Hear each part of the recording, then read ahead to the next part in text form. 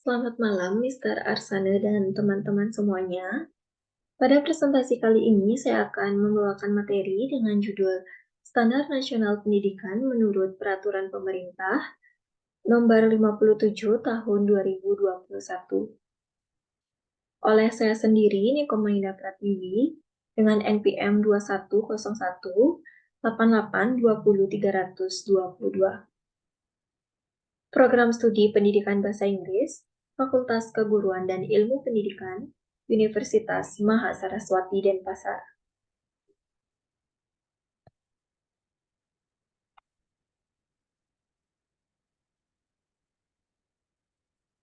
Perkenalkan, nama saya Niko Maida Pratiwi. Saya lahir di Gianyar tanggal 30 September 2022.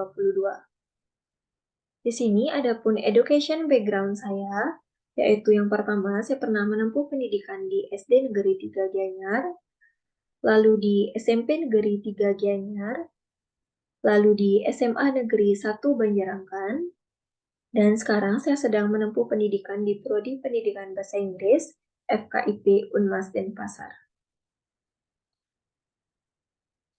Nah, pada presentasi kali ini ada pun 3 poin yang akan kita bahas, yaitu poin yang pertama ada pengertian standar nasional pendidikan, lalu poin yang kedua ada landasan hukum standar nasional pendidikan, dan poin yang ketiga ada 8 dari standar nasional pendidikan.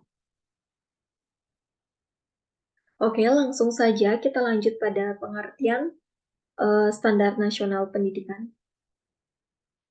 Standar Nasional Pendidikan atau SNP merupakan kriteria minimal tentang berbagai aspek yang relevan dalam pelaksanaan sistem pendidikan nasional dan harus dipenuhi oleh penyelenggaraan dan atau satuan pendidikan di seluruh wilayah hukum Negara Kesatuan Republik Indonesia.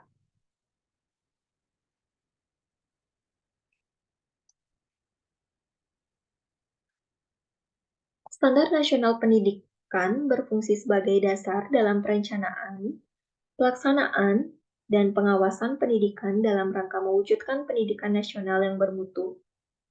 Standar Nasional Pendidikan bertujuan menjamin mutu pendidikan nasional dalam rangka mencerdaskan kehidupan bangsa dan membentuk watak serta peradaban bangsa yang bermartabat. Standar Nasional Pendidikan disempurnakan secara terencana, terarah, dan berkelanjutan sesuai dengan tuntutan perubahan kehidupan lokal, nasional, dan global. Lalu, poin yang kedua adalah landasan hukum standar nasional pendidikan.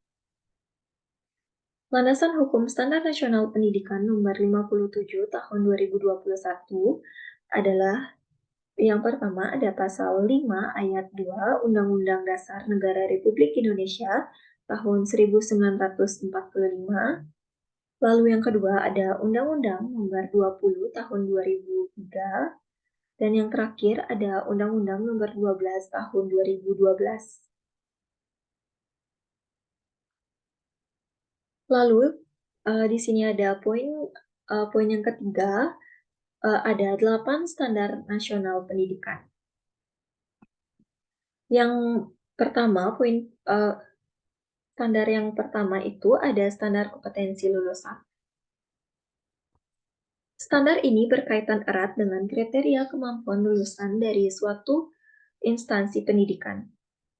Setiap peserta didik yang lulus dari suatu jenjang pendidikan diharapkan memiliki kemampuan sikap, pengetahuan, dan keterampilan yang memadai dan sesuai dengan standar yang berlaku. Untuk yang kedua ada standar isi. Dalam standar isi ini mencakup kompetensi, komponen, materi, dan tingkat kompetensi minimal yang dimiliki oleh siswa pada suatu jenjang pendidikan.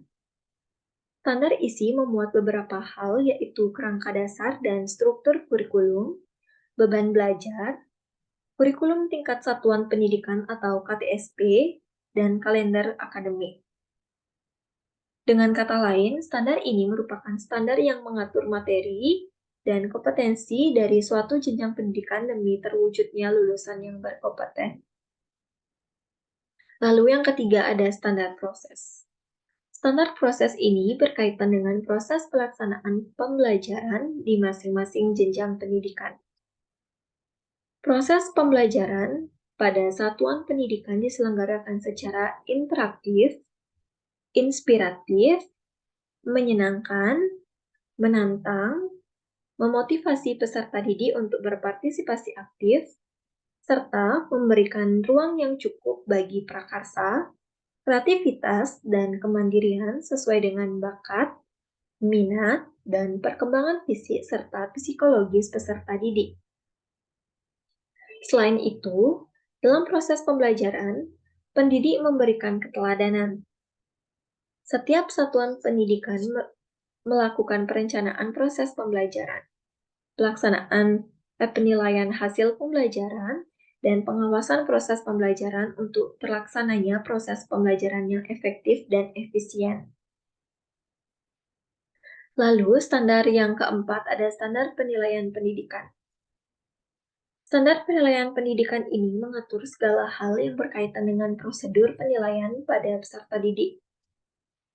Penilaian dilakukan untuk mengukur keberhasilan pemahaman peserta didik dan keberhasilan proses pembelajaran selama ini. Penilaian pendidikan terdiri dari 3 bagian, yaitu penilaian hasil peserta oleh hasil belajar oleh pendidik, penilaian oleh satuan pendidikan, dan penilaian oleh pemerintah. Lalu yang kelima ada standar tenaga pendidikan. Tenaga kependidikan adalah semua orang yang terlibat dalam suatu instansi pendidikan, mulai dari kepala sekolah, tenaga laboratorium, tenaga administrasi, dan tata usaha, pustakawan, pengawas sekolah, dan sebagainya. Standar pendidikan dan tenaga kependidikan merupakan kriteria mengenai prajabatan dan kelayakan fisik maupun mental serta pendidikan dalam jabatan. Pendidikan meliputi pendidikan dalam TK, SD, SMP, SMA, satuan pendidikan paket A, paket B, dan paket C, dan pendidikan pada kursus dan pelatihan. Pendidikan di TK sekurang-kurangnya terdiri atas guru kelas. Pendidikan di SD sekurang-kurangnya terdiri atas guru kelas dan guru mata pelajaran.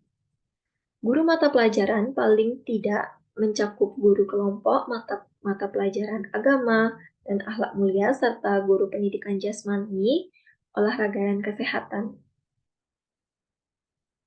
Lalu yang keenam, ada standar sarana dan prasarana. Demi berlangsungnya proses pembelajaran, setiap instansi pendidikan perlu memiliki sarana dan prasarana yang memadai untuk menunjang proses pembelajaran yang berkelanjutan, teratur, dan juga nyaman. Dalam standar ini diatur mengenai sarana dan prasarana yang wajib dimiliki oleh setiap satuan pendidikan. Satuan pendidikan yang wajib dimiliki meliputi perabotan, peralatan pendidikan, media pendidikan, buku atau sumber belajar lainnya, perlengkapan hasil pakai, dan perlengkapan lainnya yang dibutuhkan untuk menunjang proses pembelajaran.